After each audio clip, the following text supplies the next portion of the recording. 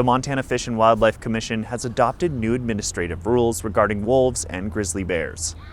The ARM rules, or Administrative Rule of Montana, that deal with gray wolf management and potential grizzly bear management in the state were approved by the Fish and Wildlife Commission on Thursday, December 14th. ARM rules are the specifics on how we implement statutes. So they're the rules that constrain us on how statutes are implemented. The grizzly rules set a foundation for the state to manage the animals should they be delisted from federal protection.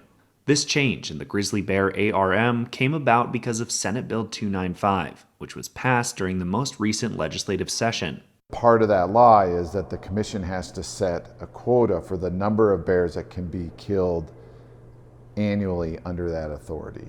Should the bears be delisted, it would allow livestock owners to kill a grizzly bear if that bear is attacking livestock, as long as those livestock are where they are legally allowed to be. The gray wolf ARM changes went into effect immediately, impacting the lethal and non-lethal methods in which the department may interact with gray wolves. This ARM specifically removed reference to the Gray Wolf Conservation and Management Plan.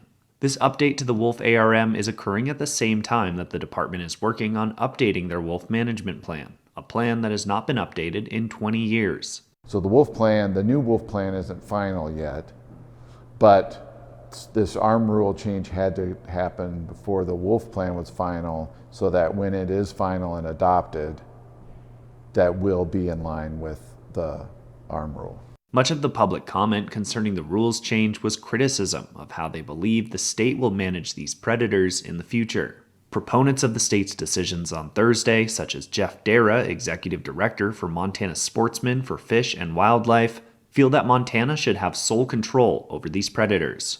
13 years they've been delisted, so the other side that you referred to wants to put them back on the list, and we don't want that.